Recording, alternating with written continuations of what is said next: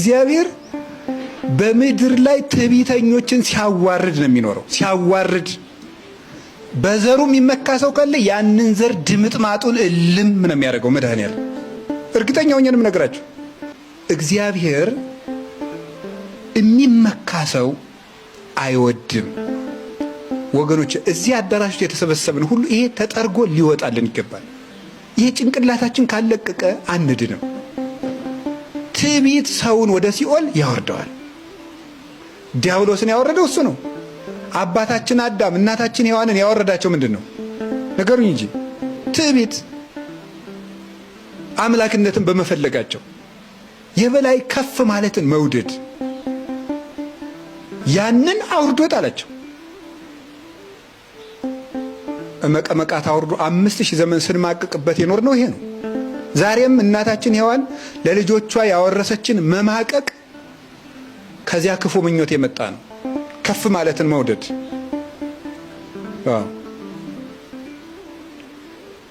መታበይ ክፉ ነው። ከቃሉ ጋር ናችሁ? በምንም ነገር መታበይ አያስፈልግም። በምንም ነገር ንጹህ ብትሆኑ በንጽህናችሁ አትታበዩ። ድንግል ብትሆኑ በድንግልናችሁ አትታበዩ። ብትቆሩ በቆራፊነታችሁ አትታበዩ። ምንም ነገር እንወድቃለን። ከታበይን ማለት ነው እንወድቃለን።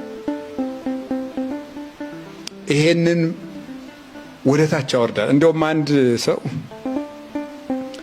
አንድ ሰው ነበረችና መልከኛ ናት፣ ደሞ ሀብታም ናት። እና መልከኛ ሰው መጥቶ ለማግባት ሲጠይቃት ሀብት የለህም ትለዋለች። ሀብት ያለው ሰው መጥቶ ሲጠይቃት መልክ የለህም ትለዋለች። መልክም ሀብትም የያዘ ሰው ሲመጣ ደግሞ ዘመዶችህ ዘርህ ጥሩ አይደለም ትለዋለች። ሶስቱንም ያሟላ ሲመጣ ደግሞ ከቤተ መንግስት አልተወለድክም ትለዋለች። እንዲህ ያለች ስትበጠብጥ ኖረች። መጨረሻ ላይ ምን ቢሆን ጥሩ ነው መሰላችሁ? የስንት መኳንንት ልጆች ሲለምኗት እምቢ ብላ ማን ቢያገባት ጥሩ ነው? የሆነ ወራዳ ጠንቋይ ምን አርጎ ነው ያገባት? ልነግራችሁ እኮ ነው። ክብር አይደል የምትፈልግ? ምንድን ነው ያደረገ? ሰው ሁሉ እንዲሰግድልሽ አደርጋለሁ አላት። እሺ አጋንንቱን ምን አደረጋቸው?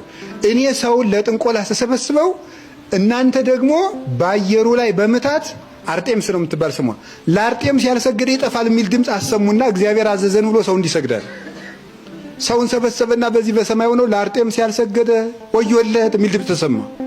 ሰው ደግሞ ይህች ማምላክ ብትሆን ብሎ ሰገደለት። ሰው ጅል አይደል? ከዚህ በኋላ ስግደቷን ቀምሳ የአንድ ጠንቋይ ሚስቱን አቀረች። ደግሞ እሷ የወለደችው ዜውስ የሚባል የእሷ ልጅ ደግሞ ጣዖት ሆኖ መከራችን እነ ቅዱስ ጳውሎስን ሲያሰቃይ የነበረ ሲያስገድል የነበረ ይሄ ልጅ ነው። መመካት ሰማችሁ? እንደው አብዛኞቻችሁ እዚህ ያገባችሁ ትሆናላችሁ፣ ያለገባም ይኖራል። እንደው ለማግባትም ብዙ አትመጻደቁ ልበላችሁ ብዬ ነው። ገብቷችኋል? አትመጻደቁ። እንደዚህ ያለው እንደው ለእናንተ መልአክ የምታገቡ ነው የምትመስሉ አንዳንዶቻችሁ። ይሄን ያሟላ ገነት ውስጥ የምትኖሩ መሰላችሁ እንዴ? እንዲሁ እኮ ግርም ነው የሚያደርገው። እንደዚህ ያለ ሰው የት ነው የሚገኘው? ገነት ውስጥ ነው። ወንዶችን ብትሆኑ ማለት ነው። እንደዚህ ያሟላች ትዕቢት ክፉ ነው። እንደዚህ ያለ ይሄ የለውም፣ እንደዚህ የላትም እያሉ መመጻደቅ ልክ ዞ እግዚአብሔርን አመስግኖ መግባት ነው። በጣም ትዕቢት ክፉ ነው። እግዚአብሔር ከትዕቢት ያድነን።